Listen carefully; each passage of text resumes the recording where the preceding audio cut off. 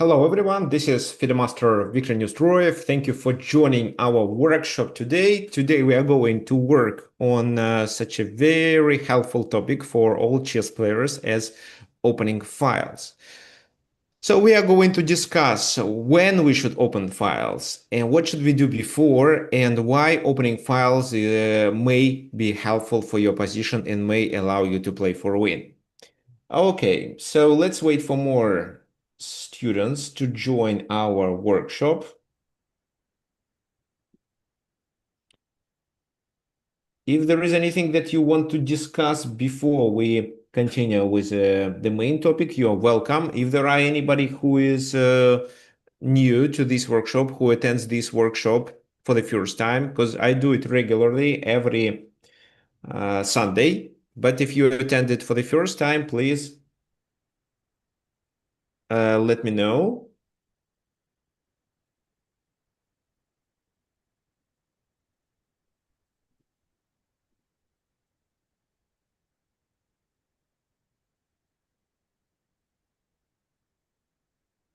And if so, introduce yourself a little. For example, which country you are from and what's your ELO. It can be either FIDE rating or just online rating on chess.com or Lichess.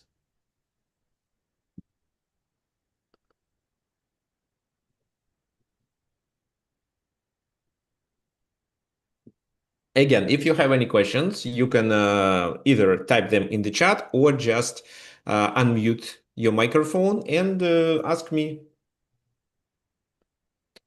Again, also, when I'm going to ask you about this certain position and a move that I ask you to find or a plan, you can unmute yourself and say it, or, which I think is better because it allows other students to think too, is typing in the chat in Zoom.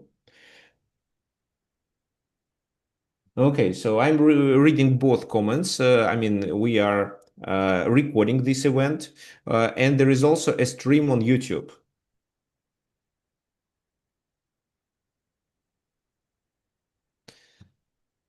So that's why I'm reading comments on both on YouTube and here in Zoom, of course.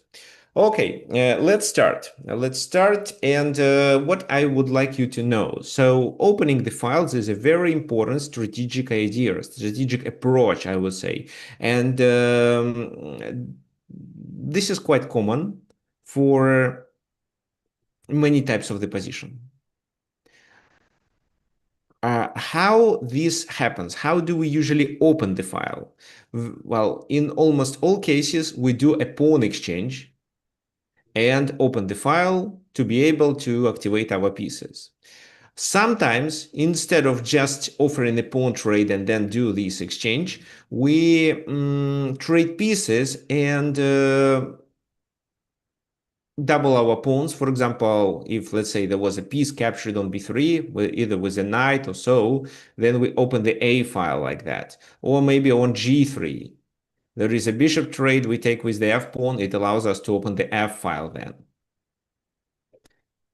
This is how we can do it. What else? What are our goals? Our main goals is to use our long reach pieces, which are bishops and rooks, because opening the files allows you to start a direct confrontation. And if your pieces are better prepared for that, for example, you already have rooks on that file, you have better pieces placement, they coordinate among each other better, so you are likely to take advantage of opening the file. We are going to invade the enemy camp through this file, or at least attack the enemy weaknesses, or just tie down enemy pieces to the weakness. For example, if in this position we open the F file, the F7 will be the object of the attack, and that will definitely tie enemy pieces down to it.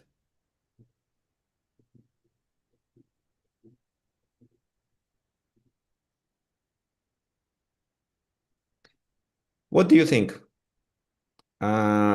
Well, what should be these features of the position which may signal us that we should open the file? You can either suggest it to this concrete position, so you can tell me which file we should open here and based on what you decided so, or just overall.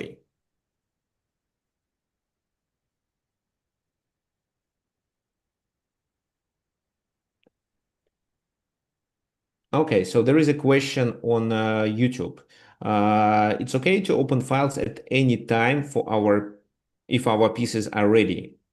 Well, if our pieces are ready and the enemy pieces are not, yes, that's fine. But you can do so. So here Carlos suggests to open the F file. Fine. How exactly do you want to open the F file here? Can you please specify?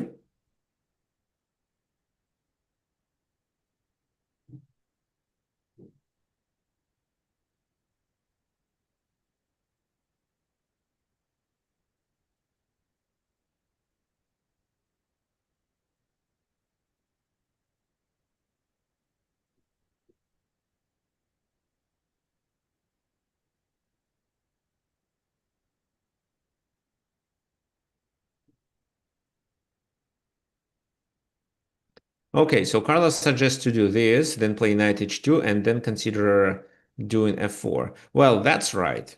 That's right. You don't really have to take on g7 right away. You can start with knight h2, but of course, before you play f4, you have to trade first. Otherwise, you just lose your bishop. Right now, if they capture there, it's still favorable for you because your queen invades the enemy camp. So knight h2 was played. Well, this was actually the Rosalima variation of Sicilian defense. The bishop went to b5 in Sicilian, then the bishop took on c6, and this is how they doubled their pawns.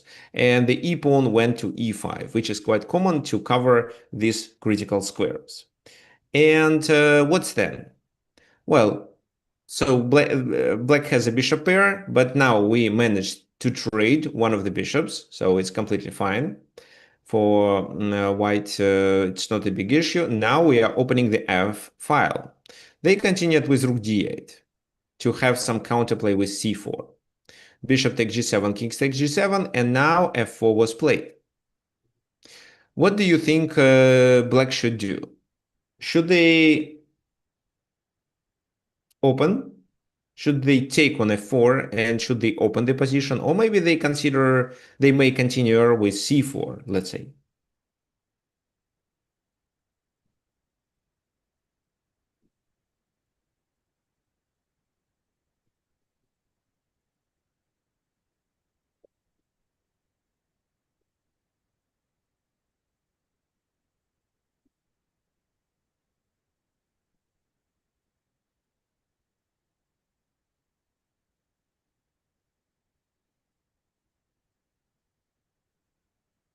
Okay, so f6 is suggested by Josie, and Michael suggests c4. Okay, and fine. So not opening the position is better than opening the position. Okay, fine. I got the point. But this time it seems that black is forced. Black is forced to take because if they play c4, what do they do after f5? Because knight g4 and queen h6 is coming, and then f6 becomes already a problem.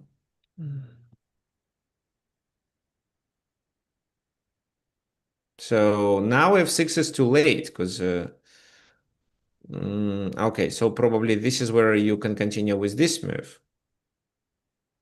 Okay, fine. Let me do it in a better way. Let me take on g6 first,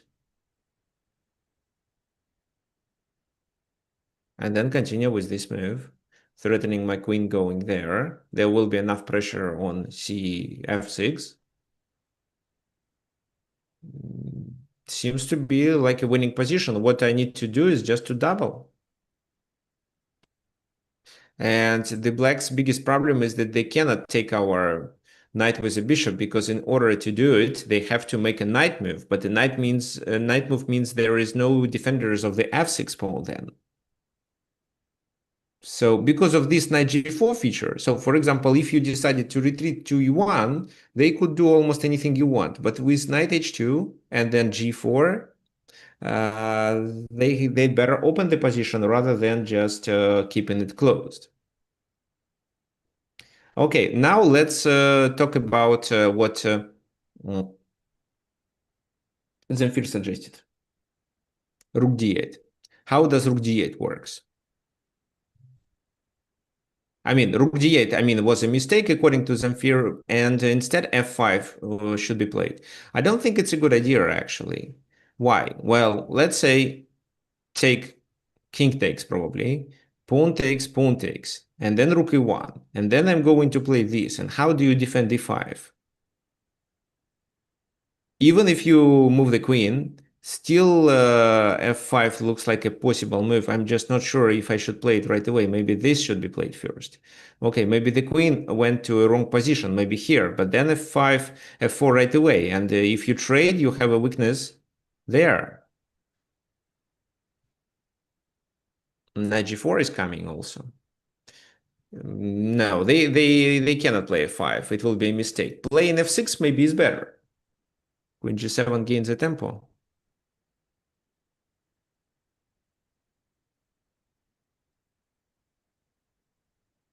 So you mean this?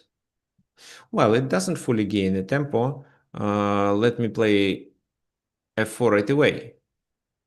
And after this move, I can probably take with a queen, and the bishop is still blocked. So my goal is to do rook f3, rook g3. I think most likely f5 will be the biggest problem of your position, while I can bring the knight back. So playing f5 is actually a mistake. White can trade and then isolate the pawn by trading the e-pawn.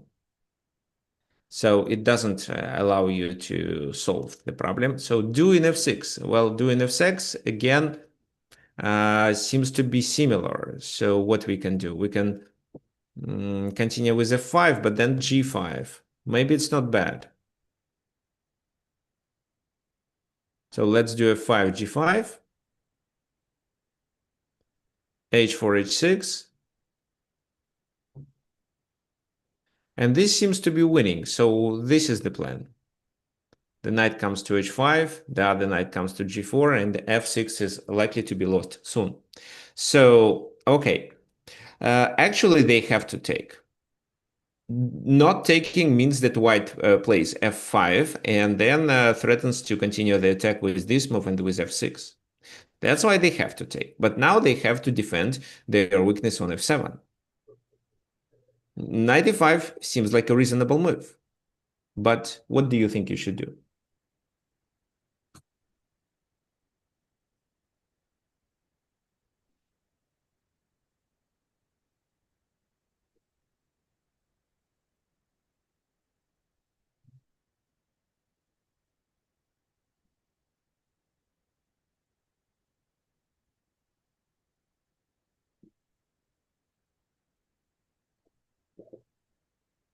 Well, more rooks on the f file for sure. But even if you bring more rooks, how do you get rid of this knight on e5?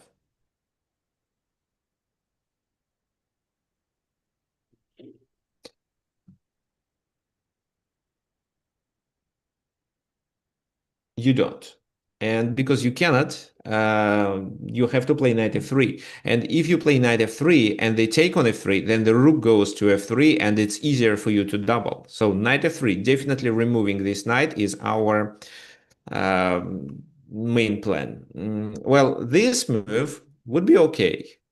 But after knight takes e5, they have to capture with a pawn and open the f file fully. Because if they take with a queen, you can trade queens and then simply win a pawn.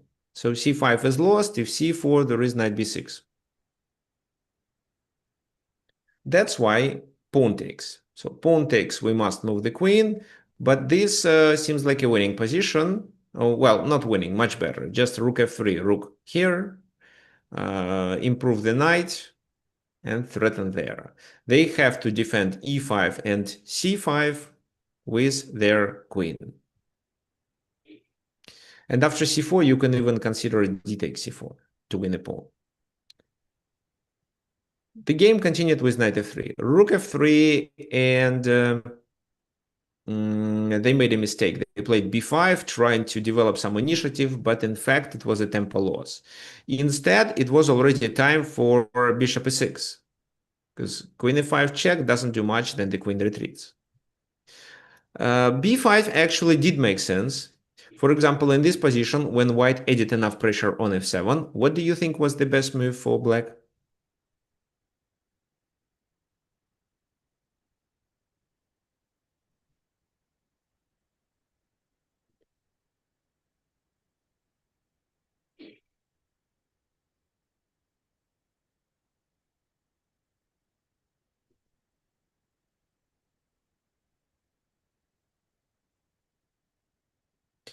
Okay, so rook a7, rook a7, that's right. How does this move work? Just defend on f7 with a rook, so it's not possible to take. Maybe it's possible to continue then queen g3 to threaten to take here and exchange two rooks for queen and pawn, but then the queen invades the enemy camp. So now bishop e6, but after knight e2, white is still winning. So the pawn is, of course, poisoned. The knight goes to f4, and then probably there is invasion. Maybe queen e5 first, and then the knight goes to f4. Or maybe the knight goes to f4 and then to h5. So you see, here white has a multiple plans. In the game, it was played bishop e6 instead, so even rook a7 wasn't played. Black was under the pressure, and what did he miss? How would you continue for white now?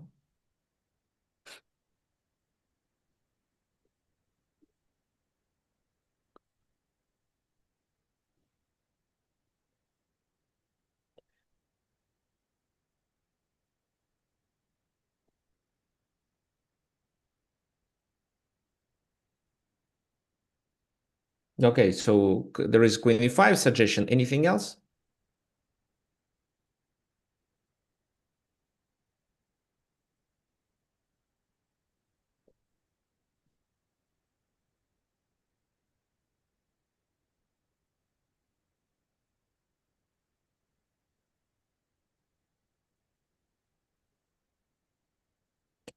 Okay, thanks. Alan suggested h4, h5, which is a possible plan too, and we would play it for sure if e5 didn't work.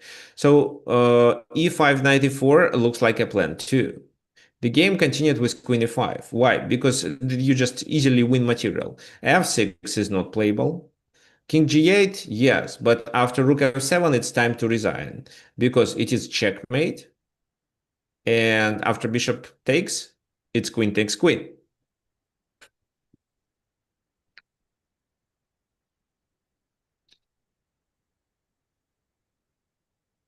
So this is how the game ended. Of course, we understand that if rook a7, the game would continue, but the position still looks very unpleasant. With knight f4, knight h5, even with just queen e5, knight takes e6 then. Queen e5, knight g3 works too. I don't think that black survived here. Probably the game would end maybe in 15 moves. There is also the control over this square, f6. Fine, this is how the game ended. Let's do a conclusion. What did happen here? How did white realize that it's time to open the f file? So if, let's say, the bishop was there, then doing f4 would only activate the enemy bishop.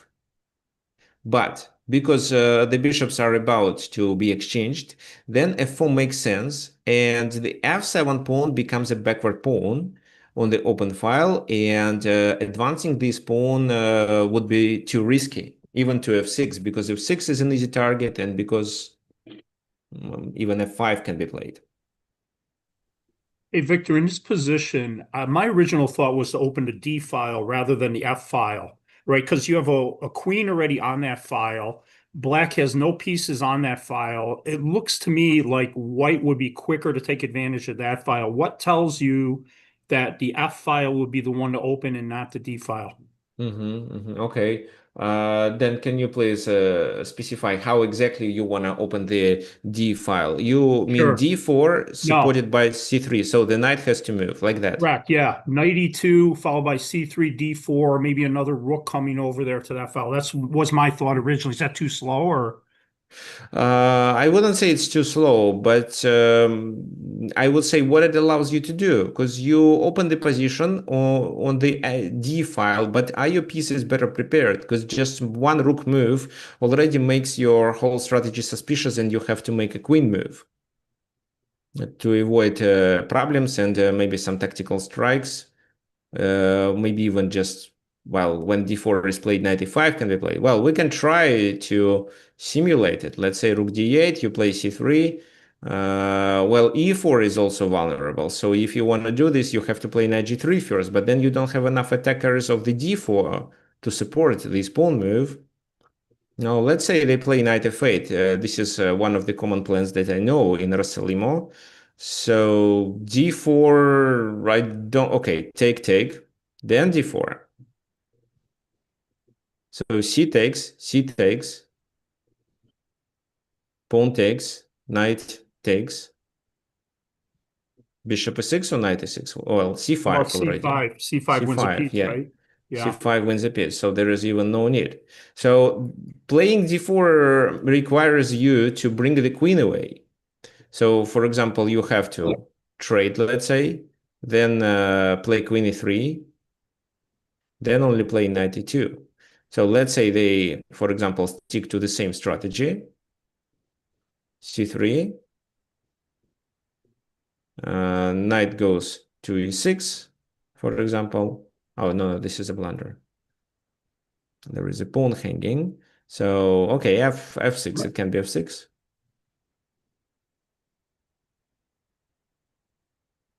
Take, this knight takes.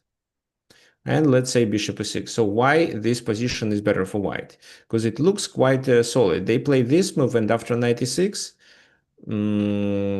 I don't see weaknesses in the black's position.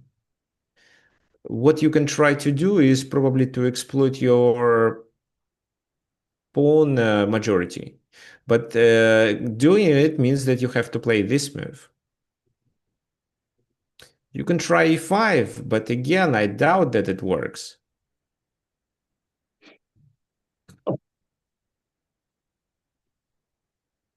So this makes the position too open and allows them to get rid of the weakness on c4. We should open the position thus we can take advantage of our pieces coordination, but not let our opponent to coordinate their pieces well.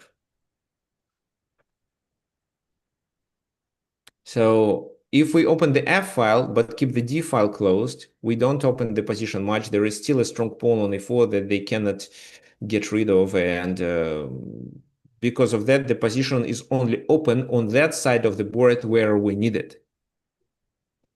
We have the rook here, we can double the rooks, and they cannot play F5. Well, I'm talking about, well, let's say this position. This is where F5 doesn't work well because take, and F4. And if f5 take rook takes, I think it's rook e1, and this is a weakness. So the conclusion is that opening the F file is better than opening the D file because by opening the F file, we can coordinate our pieces and take advantage of that by attacking the F7. The F7 is the object of the attack. It's a backward pawn. If we open the D file, we only make the position more open and let our opponent get rid of the weakness on c5. But we don't really get anything. So if, for example, the position was full of pieces, and let's say we had a dark squared bishop here, and then doing d4 and trying to activate your bishop, maybe with a queen and with your knight on g4, you can do the attack through the center. Maybe then doing d4 would make sense. Here, you just open the position and nothing more. You let your opponent to get his pieces coordinated too. Okay. And once you usually attack the pawn and okay, there is a sentence by Mark. I heard once you usually attack the pawn in front of your topmost opponent pawn in your pawn chain.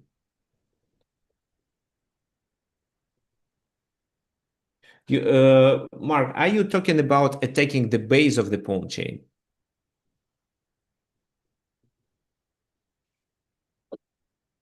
Yeah, good comment by Joshi. Not moving the d pawn allows us to preserve the pawn structure and make it still solid.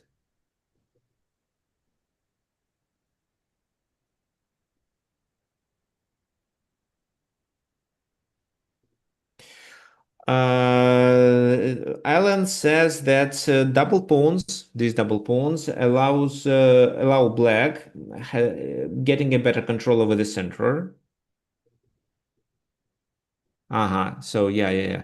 So because they control the d4 square with the rook, then playing d4 takes a lot of resources from us.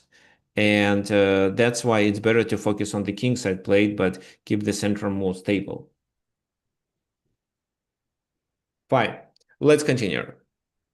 So here we decided to open with the F because this is how we could coordinate our pieces, take advantage of the enemy weaknesses such as F6 and H6, as well as, maybe the most important thing, attack the F7, the backward pawn. Let's continue with our next example. So it's black to move.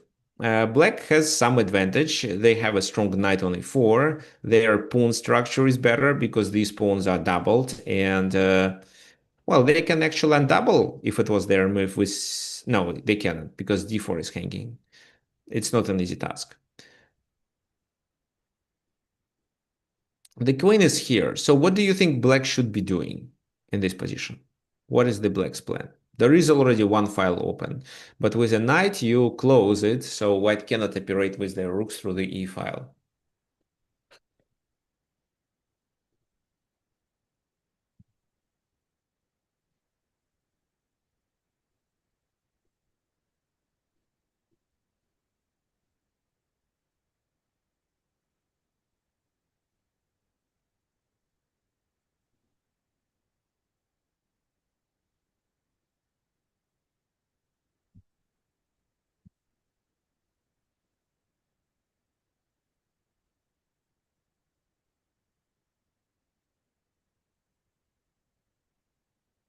Carlos suggests open the G file.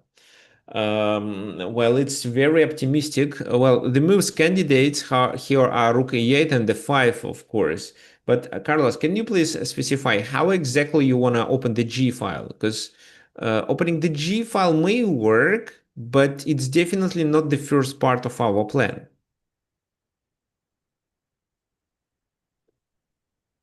Then suggest opening the B file with A5, B5, and B4.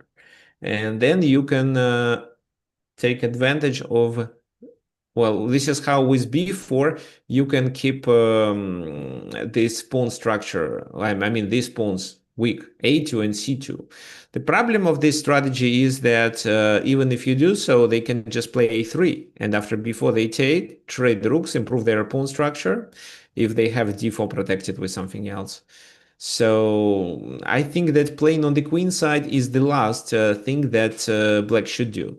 However, doing this is definitely favorable, for sure, with no doubts. And if only we give to Tempe for black for free, they would play knight a5 and knight c4.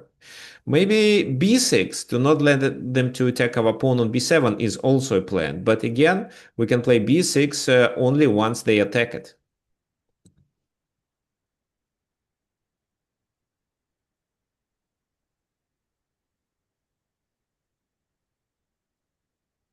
Mm-hmm. Opening the F file is suggested, and Carlos suggests to open the G file. Okay. Well, actually, Carlos, it does make sense. Opening the G file makes sense, but you should be very accurate with it. From this exact position, it's not clear that you can do it.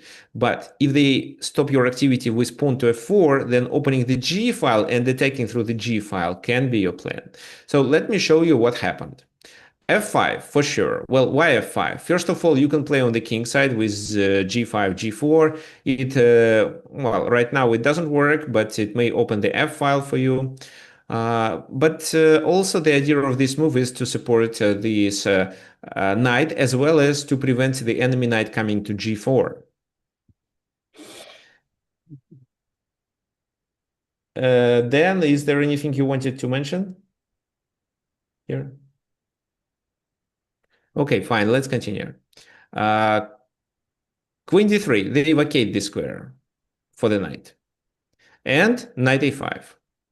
Knight comes to c4. And this knight cannot be chased away, but at the same time controls a lot of squares in the enemy territory. This is where white made a positional mistake. What they should do. On the one hand, they can bring the knight on f3, but this knight is quite restricted after knight c4. You cover this square, and only if they do this, you can continue with g5, and then g4.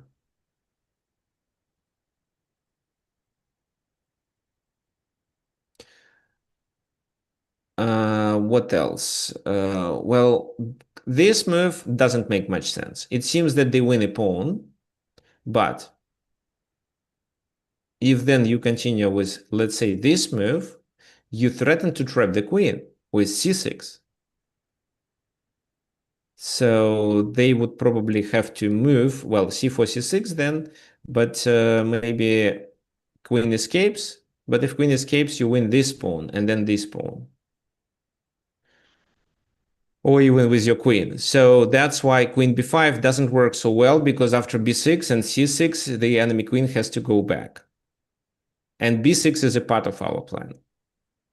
They'd better play f3, driving our knight away. That would be the best strategy. Then doing knight c4 makes still a lot of sense. We would definitely play it, but now the position becomes tough. And, well, what they can do? Rook f2, knight f1, trying to improve the knight's position. Or maybe they can consider doing g4 and, well, doing g4 when the rooks are connected. But the problem with g4 is that if they decided to take with the f-pawn, e4 becomes weak, and after knight e4, the black's position looks really good.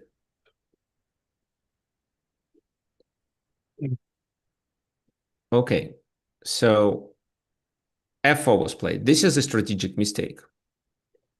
With this move, white wants to mechanically stop the pawn march that black initiates on the king side. However, the bishop becomes more passive. So, for example, in case of knight f3, bishop f4 scenario, it was at least possible to play bishop f5, and this bishop would be quite an annoying piece. And if the knight takes it, the other knight goes to e5, which is also fine for white. But when they play f4, well, for sure the knight goes to e5, but this bishop becomes really a bad bishop.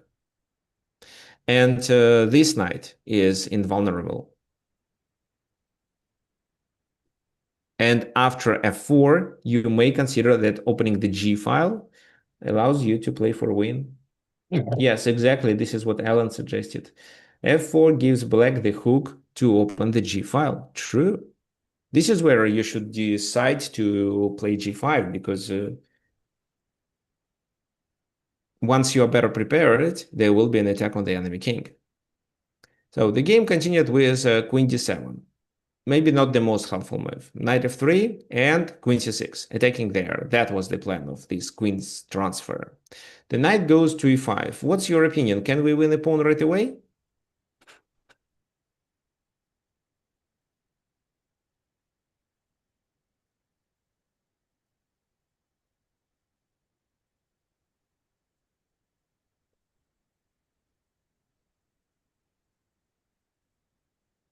No. Yes. Thank you.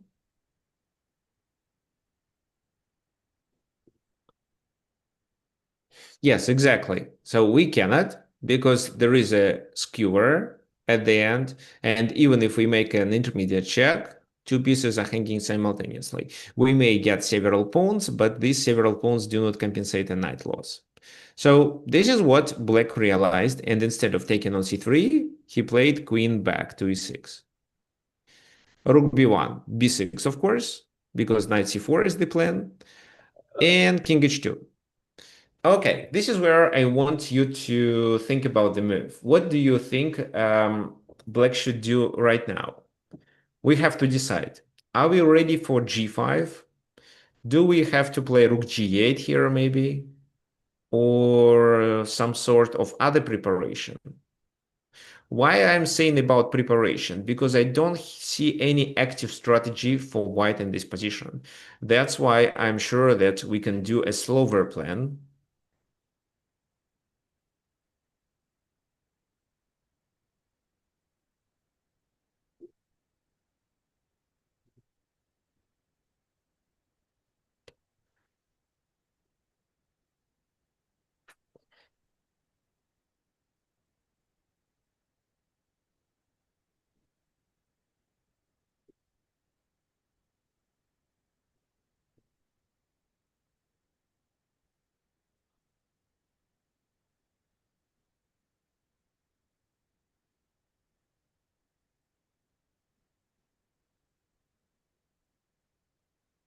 Double rooks on the g file and then g5. Okay. This was a suggestion by Carlos. So while rook here, well, it's possible.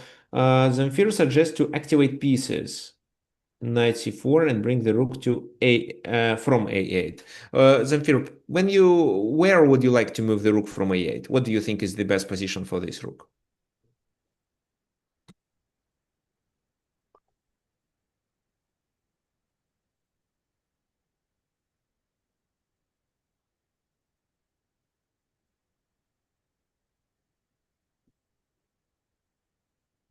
To the G file.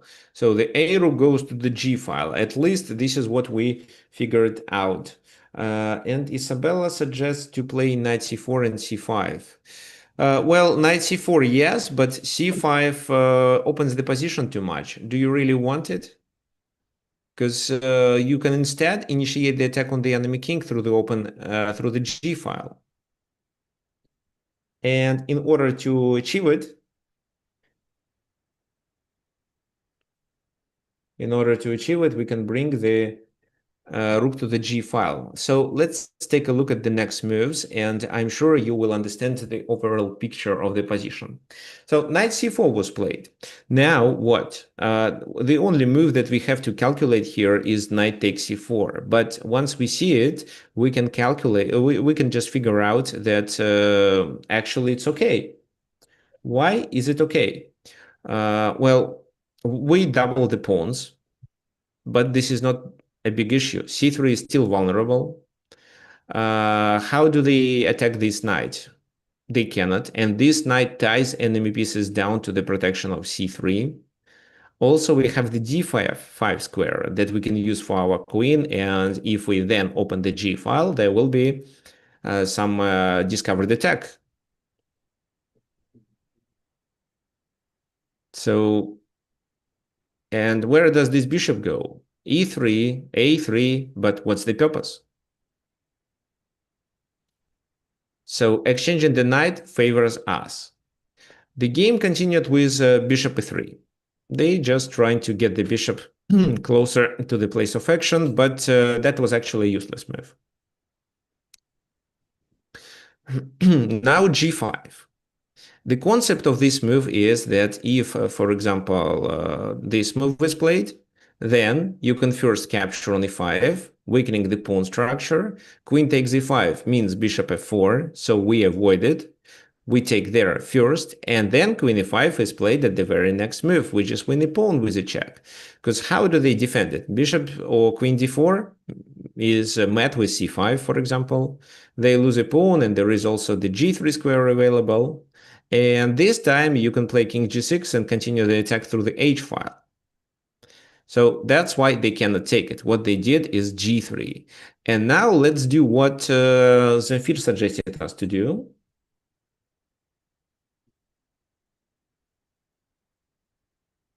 One rook goes to f6, and the other rook goes to g8.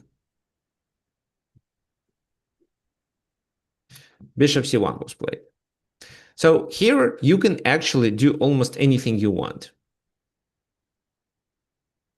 What do you think? Let's come up with a plan. There are several things you can do.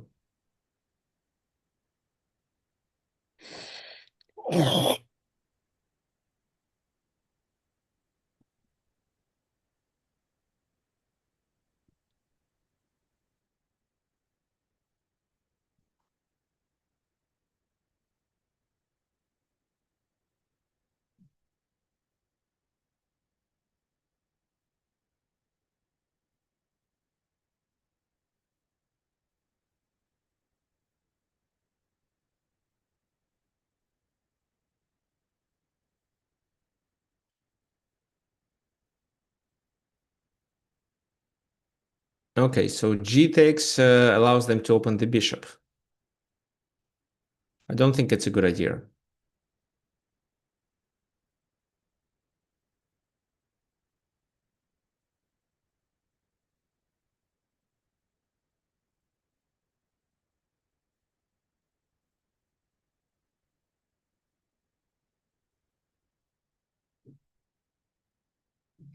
Maybe taking on a5 and then playing rook g6 and then g takes, still they open the bishop.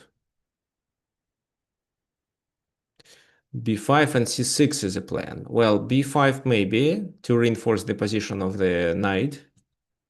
c5. Not clear of what for. So what c5 allows you to do? Do you want to capture on a5 and then push c4 with the tempo? Well, if so, then maybe.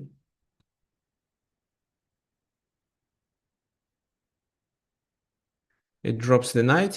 How does it drop the knight?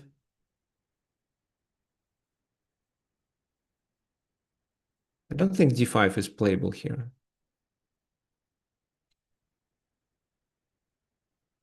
No, well, the pawn won't move further. Even just this is sufficient. Then the pawn is lost.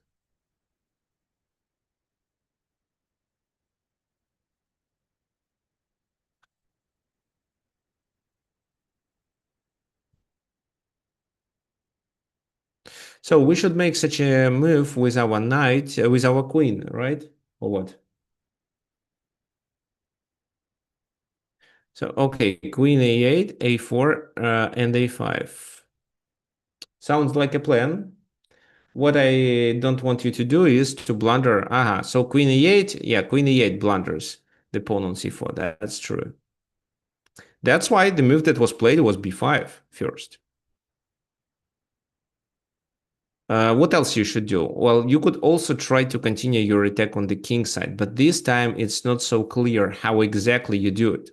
Because this means that they can activate the bishop. If you play g4, maybe they can take, but just h4 closes the position forever.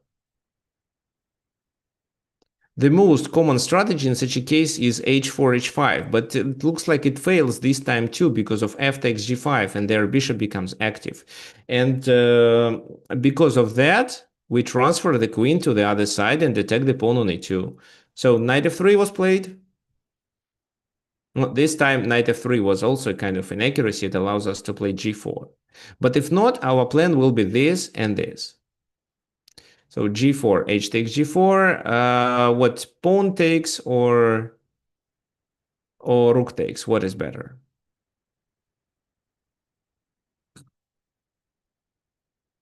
Rook takes, right? Yeah, for sure. The rook should take because this is how we attack the backward pawn and we keep our position closed as well as we still have a pawn which supports our knight on a4 as well as the rook on g4. So knight g1, rook goes there. Queen g8. So three attackers, the knight comes. This is where black apply the principle of two weaknesses. g3 is one weakness, and the second weakness is a2. That's why to first black tries to succeed with the attack. So king g2, h4. Rook h1 was played. Now he does rook h6. tying all pieces to the defense of g3. So because h takes g3 is already a threat.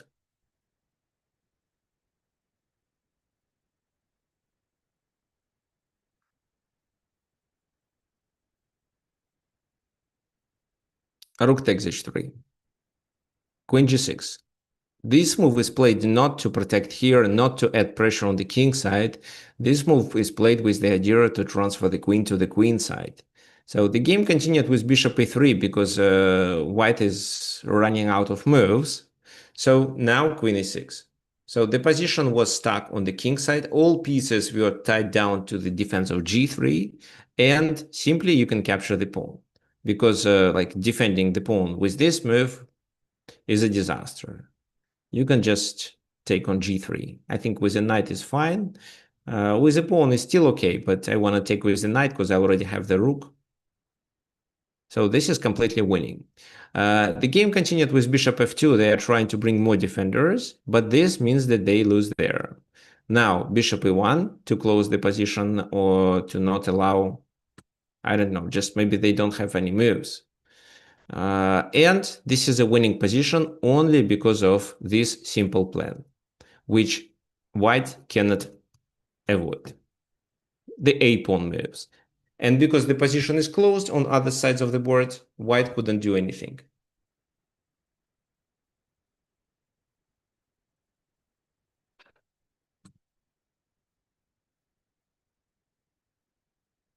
Mhm. Okay, yeah, thanks for your suggestion. The a pawn march was the key.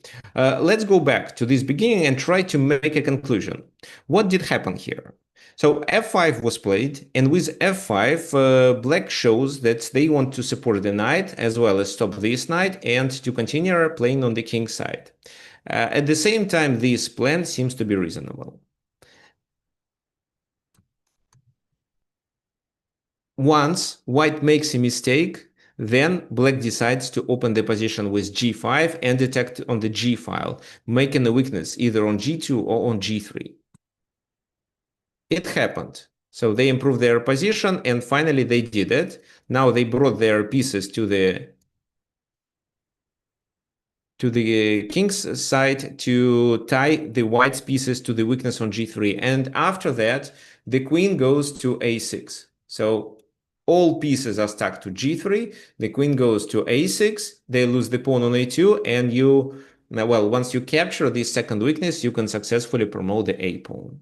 That was the main strategy. So opening the G file didn't provide us with a decisive attack. It allowed us to attack one weakness and apply a principle of two weaknesses. How did we decide that we can play G5 and open the position there? Well, it was quite clear after the F4 move that such a plan becomes possible, because if they capture, we take with a pawn and we control many squares here, not allowing them to coordinate pieces. The king may later move to g6 to cement the position, and there is not much they can do. We can also attack a weakness on c3. So if this plan would fail, well, no, if this plan failed because of f takes g5, we would focus on c3. Fine. Let's continue. The game between Akiba Rubinstein and Alexander Alekin. Black to move. No, it's white to move. It's white to move. And what do we have? The pawn on e4. This is actually Dutch. It's Dutch defense. So I don't see any active plan for white. And what I would do in this position, I would either play f3 or f4. Let's decide which move is better, f3 or f4.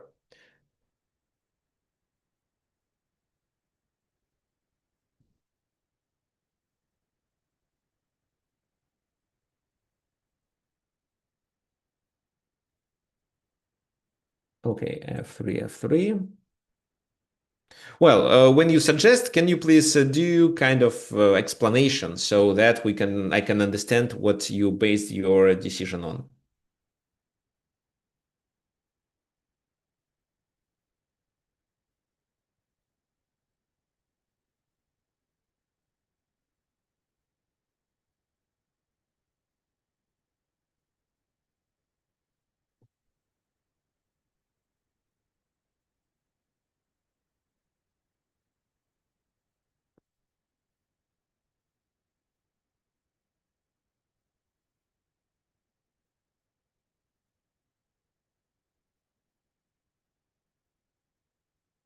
Okay, f3 to do e4 then.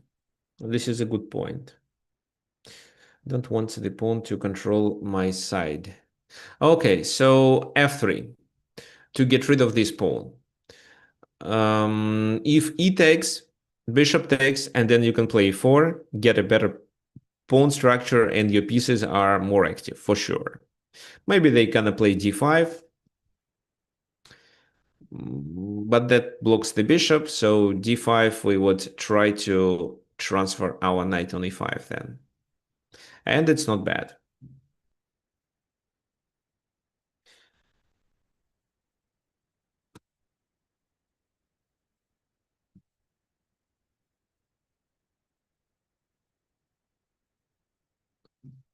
But okay, f3. f3 is a better move. However, in case of f3, it's queen g5. And now you cannot protect the pawn, so you have to play f4, and it still closes the position. Queen e7 and queen e1. And this is where white is fine. Why doing f4 is already inaccuracy? Who can tell me? It looks like the same position. Well, in the previous example, one queen was on e7, the other queen was on e1. But this time, the queens are on d8 and d1.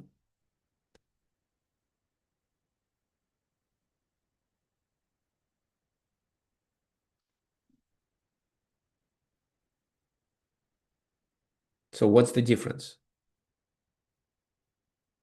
The e3 pawn is weaker. This is true. Okay, so Liliana suggests to play g5. This is the difference. Because in that position, after f3, queen g5, f4, queen e7, and queen e1, well, white is better prepared for g5. They can already bring the queen here.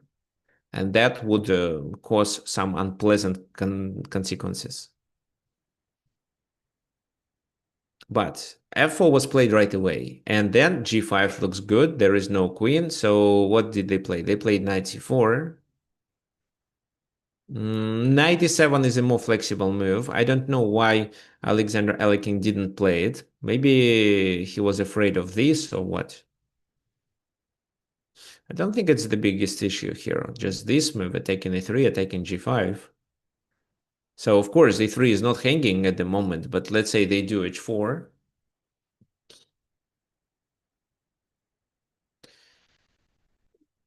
How can we play in this position? It weakens our king, but the files are closed. That's why they don't attack it directly. And in this position, according to what I see, maybe rook c8 is... No, rook c8, knight d6. No, maybe knight d6 is okay. So which move to play? Let's play b5. It just requires a little more calculation. So knight takes, knight takes, knight b2, knight b7. No. Okay, queen b6 then. Queen b6, and then we can take there, and this knight does escape. Okay, so first they have to make a queen move. For example, queen c1. Okay. So it's still extra exchange, because if this knight escapes, then our knight escapes too, because we attack the knight, the bishop, and we can also continue with f4 then. So black has extra exchange. That tells us that after knight d5 and b5, they cannot play knight d6. They lose material there. That's why after knight d5, they probably would protect this pawn, but lose the one on g5, which is also fine for us. So knight e7, the game would continue with queen e1, let's say bishop a6, f takes g5, and knight d5, threatening to take on g5. And if this move, I think that's rook c8 is okay. Well, rook c8 or b5, what is better? Well, probably b5 this time is better. b5, knight d6, and knight e3. There is no good move to create a discovered attack because there is knight c2. Okay, so let's go back. Knight c4 was played. Alekhine decided just to reinforce his pawn center. He plays d5. The knight goes to e5. Knight takes knight. The d pawn takes. Because capturing with the f pawn would allow black later to continue with f4 and get the G file open. I'm not saying f4 right away, but maybe this, the rook move, maybe rook here, queen moves, the other rook goes there, and then f4. That's why d takes e5. Also, this square is vacated for the queen or a rook maybe. King goes to h8. Opening the G file and attacking there can be a plan. a4, rook g8. White would better, already prepared for that.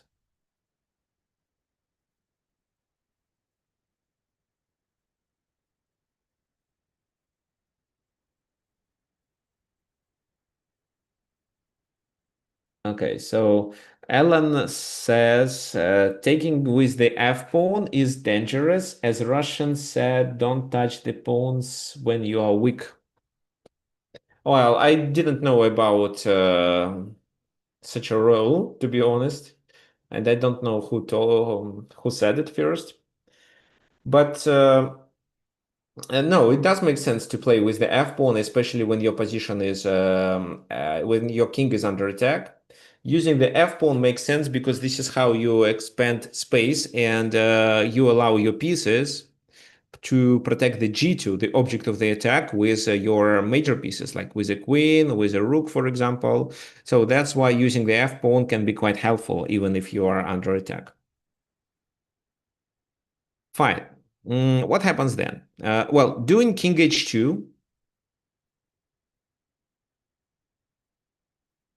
Yeah, taking on f4. Okay, so g takes f4, e takes f4, and it's hard to find an attack because queen h4 is faced with queen e1.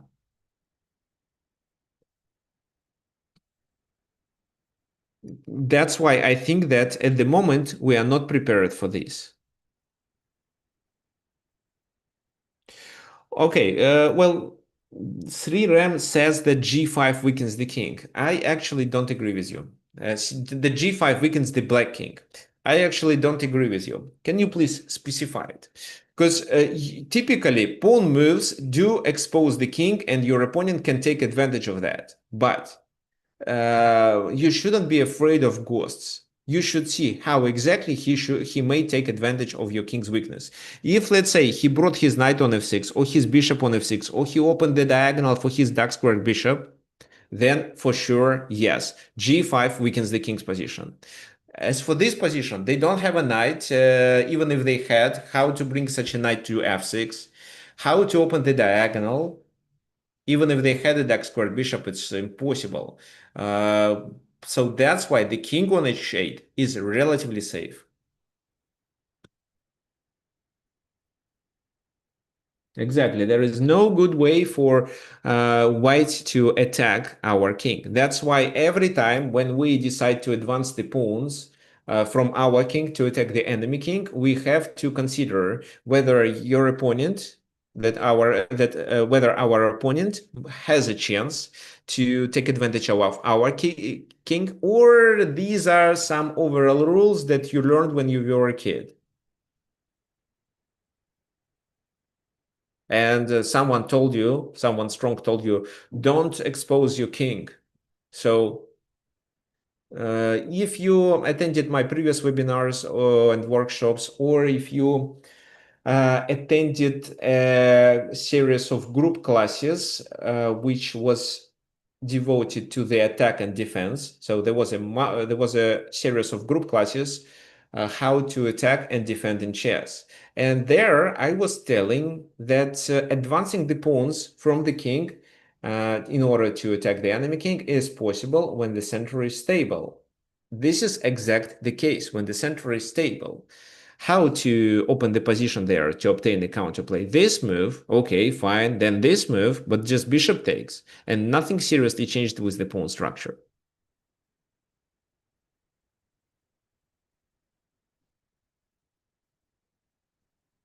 Oh, okay, so there is a rook lift like that, 3 tempi. Okay, fine. Yes, I think it's possible. Yeah, a rook lift and then g takes f4. I don't know which rook lift. Maybe this even can be a rook lift. But I would prefer having the queen on g3, of course. Okay, anyway, the game continued with queen d2, and now g takes f4, e takes f4 means that the queen comes there, taking h3. How should they play? King h1, but then rook g3, and then rook g8, and you are ready to sacrifice your rook there and win the game. Maybe they can play something, so this sacrifice won't work. Actually, I don't see how. So, for example, bishop b5 to... Well, it's losing. It's simply losing because you can do e3, right? So queen e2, because if it's queen d3 or queen d4, you just take there and then checkmate. So it should be the queen on the second rank, and then you can still do the same thing. You can try this. They have to take. You play d4 check. No. Wait. You do this move, they block, and then you play d4 check. And after king g1, this leads to checkmate.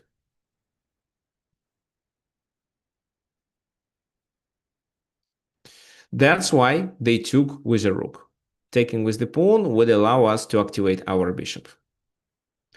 Queen g5, attacking, bishop f1, queen goes to g3, king goes to h1, and queen g7 back, attacking here. Queen d4.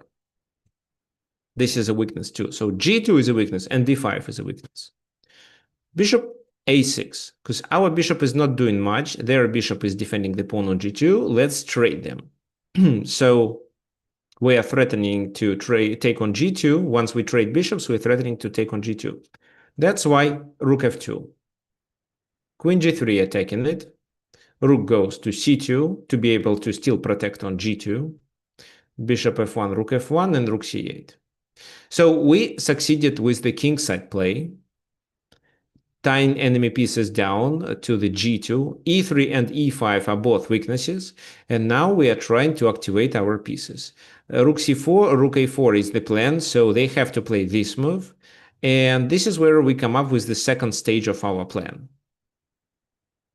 It's rook c7. This move is a multifunctional move. It allows us to play this and add more pressure, or this and add pressure there. For example, just, well, how to play.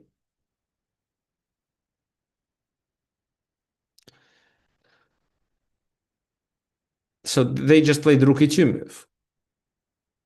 The game continued with rook c g7 and rook f4. After which, why Black understood that they were stuck with the kingside play, so they simply transferred their rooks back. Okay, there is also a suggestion.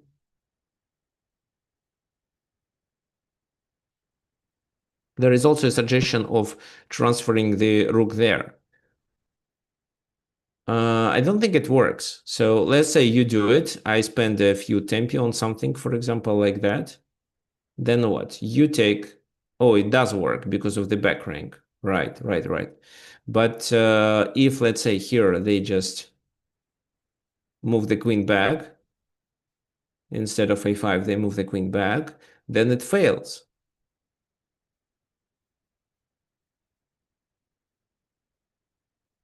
Well, you can try rook h6, but if you see that then the queen goes back, you have to change your strategy and maybe focus on the attack of the pawn on c3. Okay, why earlier in the game they didn't trade queens when the queen came to g3? How? How do you trade queens? Well, if you move the queen, it's queen e5. Well, first of all, it's bishop f1, rook f1. And then it's queen e5. You cannot trade queens. You lose a pawn then. And after that, any endgame is almost winning for black.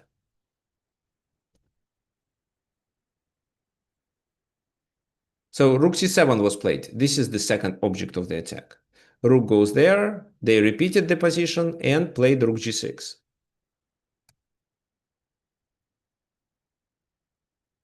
Rook h6. So the queen went to b4. That wasn't a good move, actually. That was actually a blunder. What they could do is just bringing the queen there. And if so, the game would continue with rook h6, but to be honest, the attack is stuck.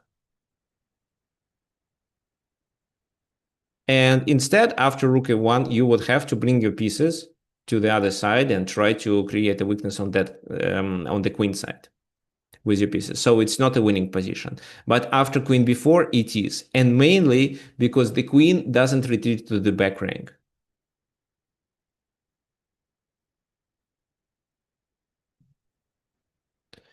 Rook h6. Rook h3 now is a threat.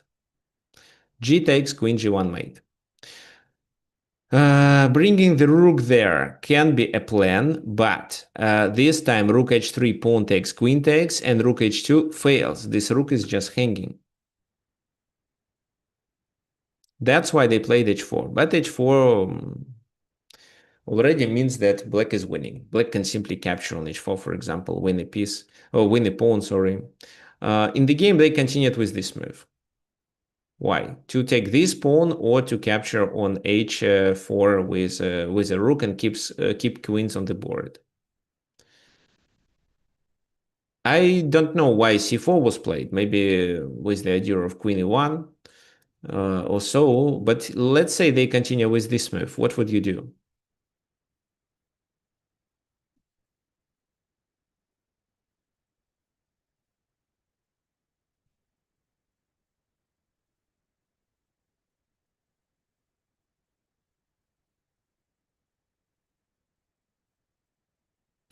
Well, queen e7 is interesting. I would agree. Probably g3 is a blunder. Yeah, queen e7 works. Rook, okay. Well, queen e7 works. The next move, queen g3 is suggested too. Then you take with a rook, that's right. What else? What about this move? How do they defend? Queen d2 loses the pawn on e5. Rook f2 loses the pawn on h4. But queen e7 is enough. So c4 was played, rook g6, and then rook g3. He took on g2. Well, what move to play, actually? Rook g3, well, and they don't know what to do. It seems that the position is lost.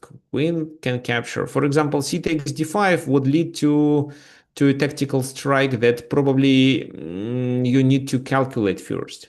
What do you think? Which tactical strike I'm talking about?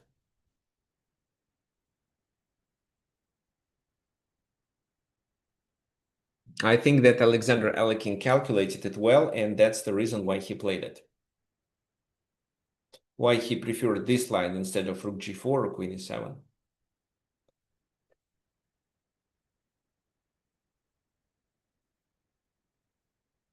I'm not sure if you can calculate it, but maybe you can just by intuition suggest, yes, thanks. And it's rook h3.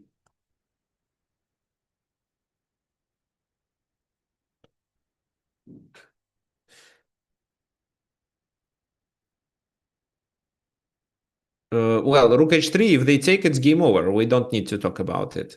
The problem is that they make this move and then queen g3 coming. And queen h2 and so on. Queen h2, king cannot go to f2, g2 is lost. He has to go there, but then it's a check on h1, and then g2 is lost anyway. Let me make a few more moves to illustrate it. This is the best defense. The king escapes to e2. Here, attack through the other side. Maybe they take the pawn because I didn't find anything else. Then rook e3, a tricky move. After queen e3, there is a check on h1, and there is a check on c2, which forces them to block with a queen. Now it means that if we trade, they have still two rooks and two passed pawns. But we don't trade immediately. We play this move first.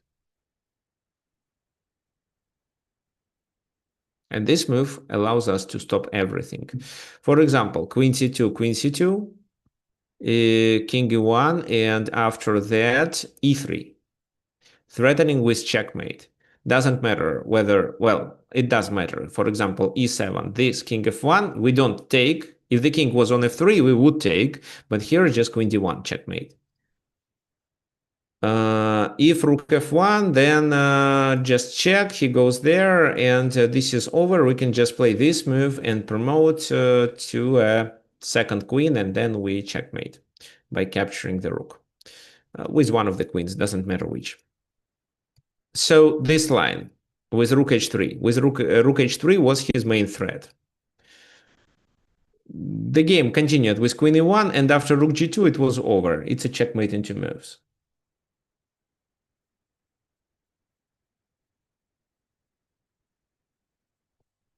Okay, fine. So what did happen in this game?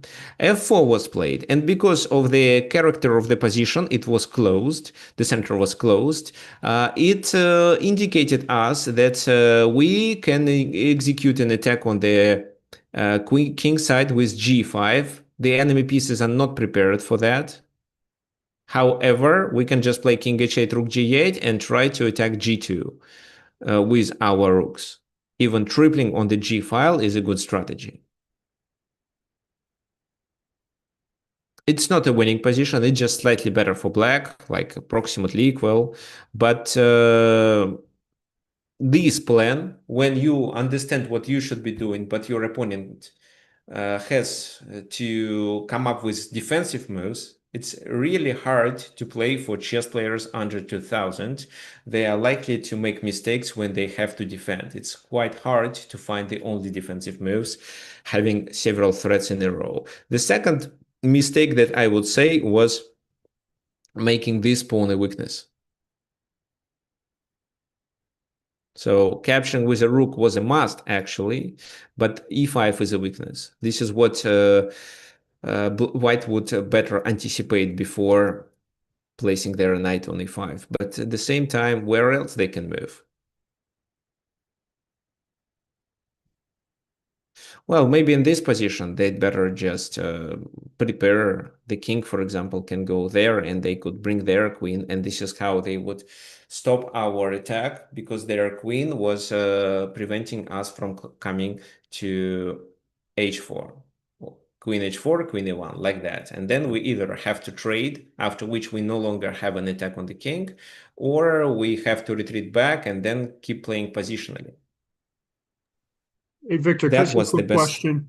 In Uh-huh. the initial position, when I look at that position, it looks to me as and we had talked in the group lessons about, you need to have like I think a rook more or something to attack the king. And when I Mm-hmm. look at this position, it looks like white has queen, rook, bishop, knight, all like defending the king, and it looks like rook, black's attacking with like rook and queen only are going to get there quickly. So it Mm-hmm. looks like there aren't enough resources there yet. That seems to be the correct strategy to go after the king there, right? Okay. Does that make sense or not? Yes, this is a reasonable question. So, what then suggests when one player may execute a kingside attack in case if he has advantage. I mean, this attack is likely to be successful if he has a material advantage on that side of the board, which is more than 5 pawns. So, a rook or more, which is absolutely true. So it can be a rook, it can be two minor pieces, but it's not only about having a material majority at the moment. It's about ability of bringing these pieces quicker to the attack. So we can bring the rook to the attack, the queen, quite quick and then open the position. But is these pieces are really defending the position? In one line, yes. If, for example, it was this scenario, then the queen was able to defend the king.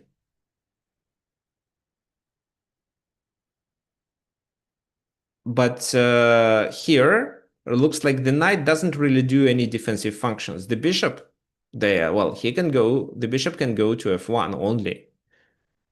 And we can get our pieces, the rook and the queen, quite faster. So actually, we are attacking with queen, rook versus rook and bishop and several pawns.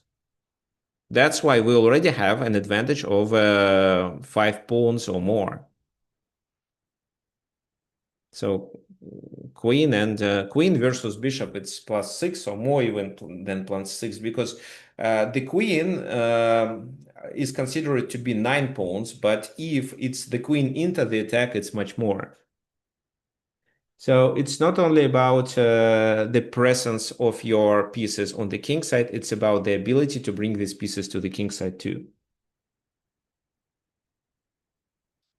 Okay, fine. We have one more example. However, before we proceed, let me remind you that if you enjoy the content that I create, you can always support me by sending a donation using this PayPal button.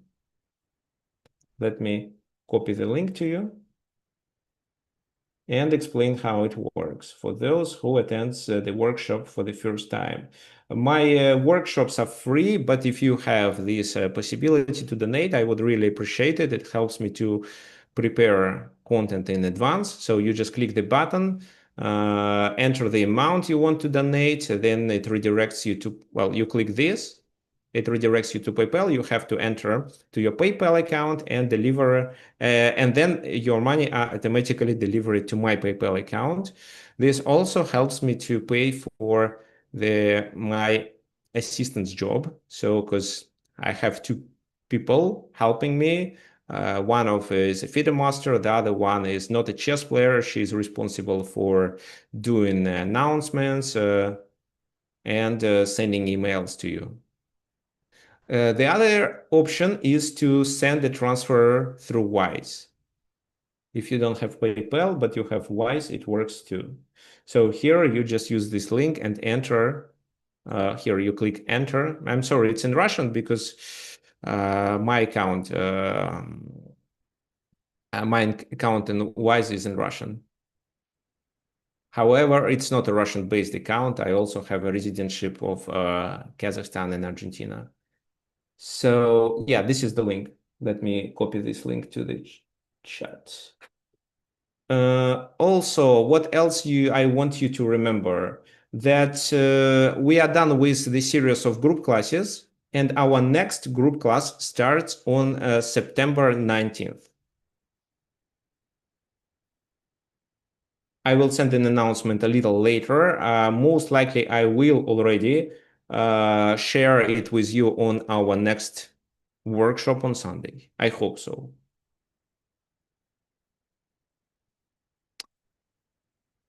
This new series will be devoted to the game planning. So how to come up the plan, what possible plans you can find, how you can decide which plan to follow in this or that position, which are these indicators that tell you that this plan works and the other one probably not.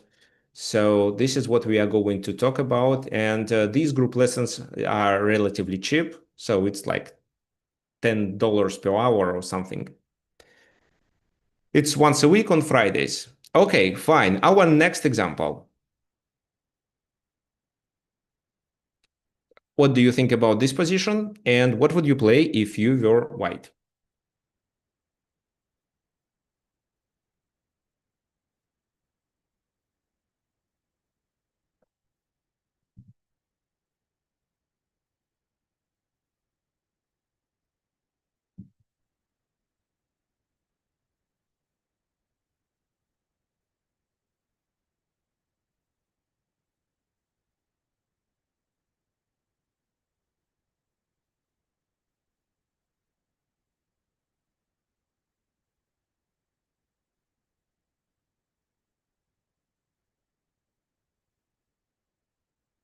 Okay, so, well, I'm talking for white. Sacrifice the bishop. On e5, you mean? Bishop g6. Yes, bishop g6 looks like a plan. Right now, I don't think it is reasonable.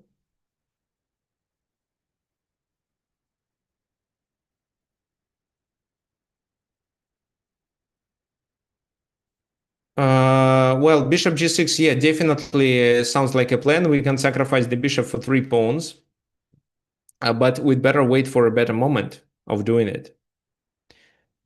When you have the bishop on g3, which attacks e5, but you see that you cannot take it, it does make sense to undermine the pawn on d6 by doing c5.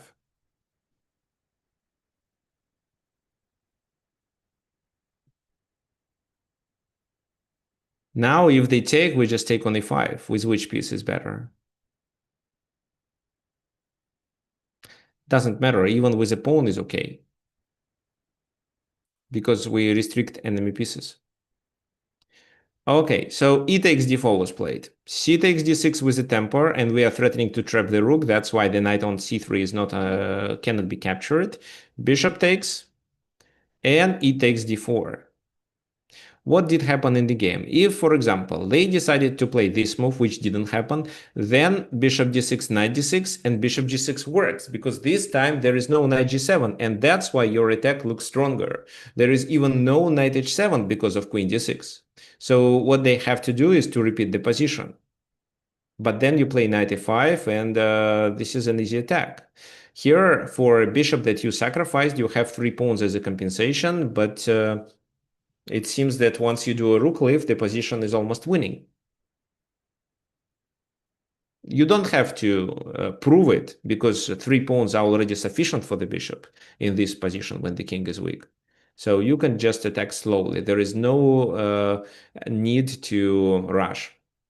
But this move wasn't played. Instead, they took. And this is where Lev Polugaevsky, who was playing with white pieces, suddenly took with the f pawn, which we typically don't do because it weakens this diagonal, because we'd better prefer capturing to the center to control better squares. But this time, he thought that having the control of the f file allows him to play for a win. And that's true.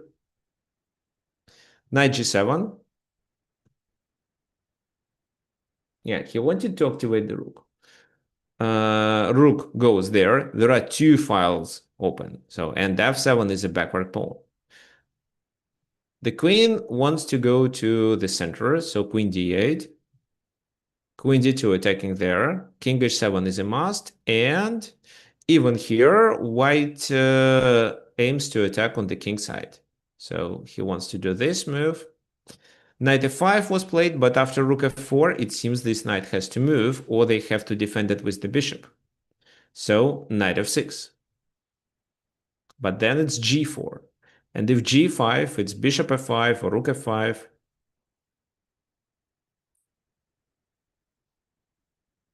That's why this knight has to retreat. Now let's decide what should we do to continue with our original plan. Look, with this maneuver, it seems that we successfully doubled the rooks. It's quite weird, and I see it for the first time. I mean, for the second time. The first one was when I prepared this game for you.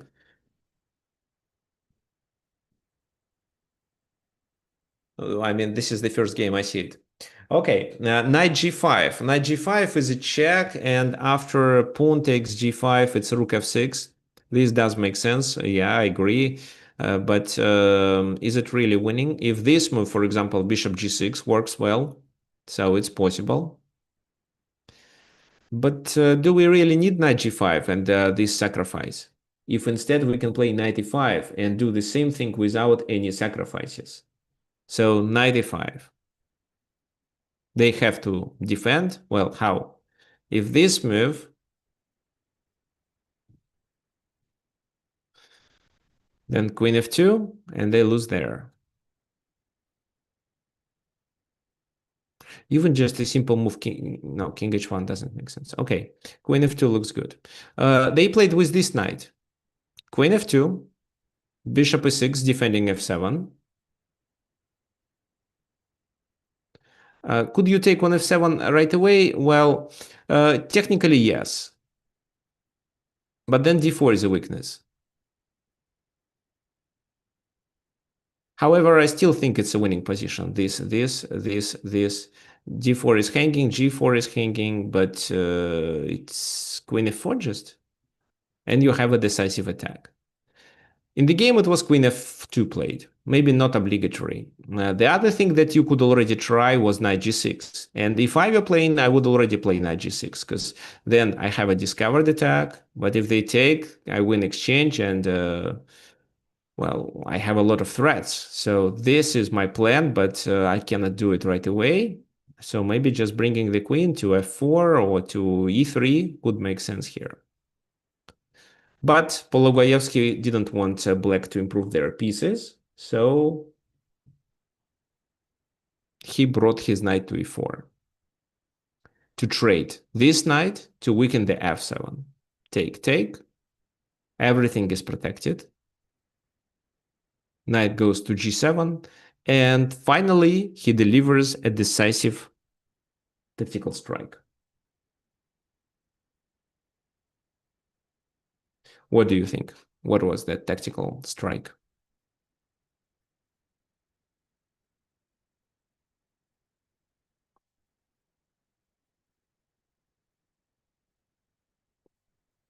No, this is a simple question. It's the same move that we discussed before. It's knight g6. The f pawn is pinned. And because there is a discovered attack with this knight,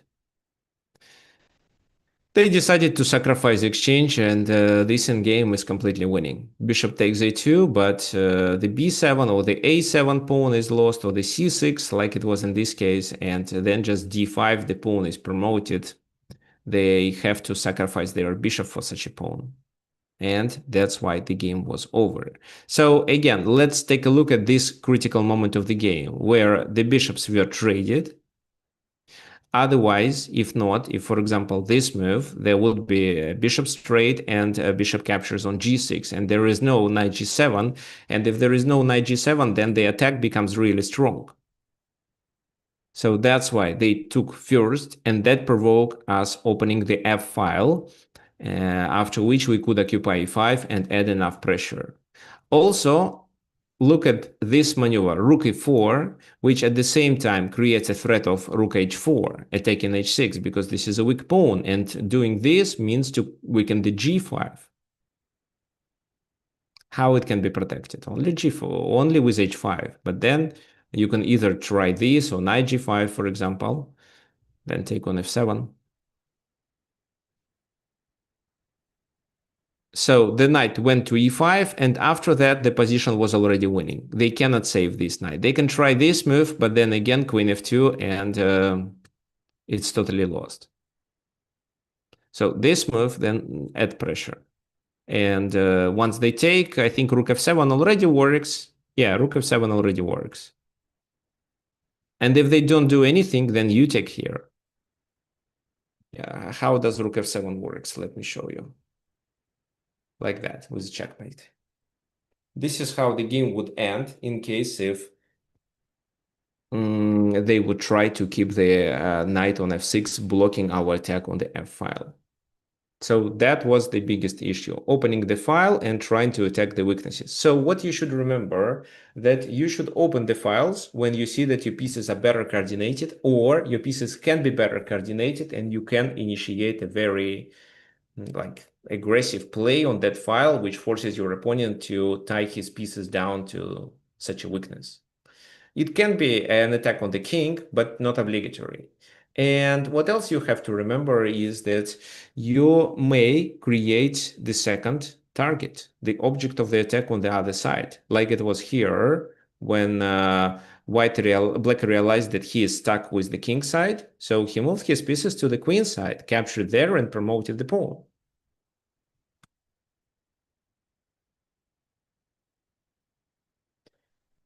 Okay, fine. So this is what our workshop today was about. So thank you for coming and attending it. Do you have any suggestions, any questions? Hey, Victor, I just wanted to point out there's like big sales this weekend at like Chess World and I think Chessable too. I know you got some of your courses there. I just want to make people aware of that.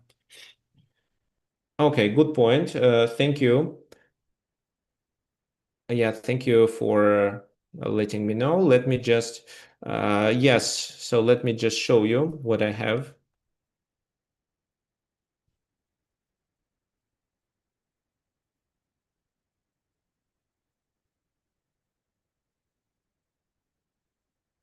So I'm sure you can see the screen. So on the Chess World, here you should click Store.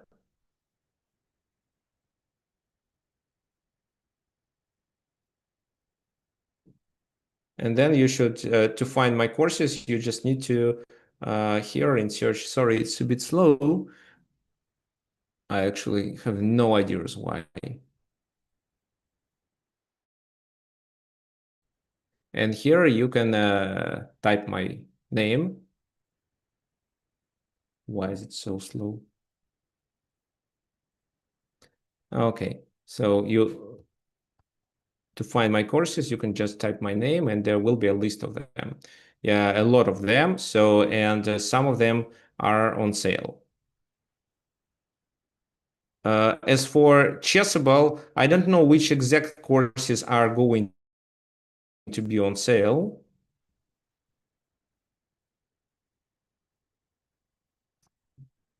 But again, it depends on what you need. I have several opening courses. The one that I recommend is Evaluate Before You Calculate, as well as the one devoted to tactical vision. Yeah, you'll see. And there is also one small inside. That's one small insight. Well, here in the list of my courses, you see there is the Spicy Italian game. This is the one which is not released yet. The release will be on the 12th of September. So the courses I'm saying is this: evaluate before you calculate. It helps you to calculate better, as well as it shows the algorithm of how to evaluate the position. And the other one I suggest should be here. Train your tactical vision. So the second one, these are my best courses. But again, I have two opening courses, Sicilian course. Now I have demolished the London system for black and the Sicilian course, which is here, the victorious Sicilian. So well, they will be on sale. Some of them will be on sale tomorrow. So if you want, you can join and find them. Uh, Perfect. Is there anything else you want to share?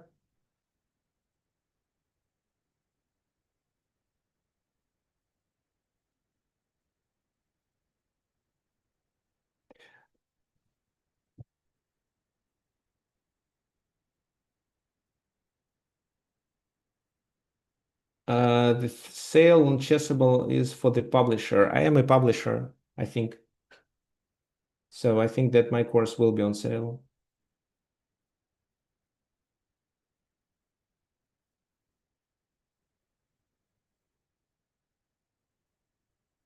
Okay, thank you for coming.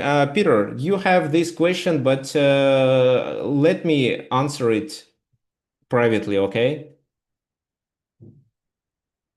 So can you please send this question to WhatsApp? I can answer a little later, fine?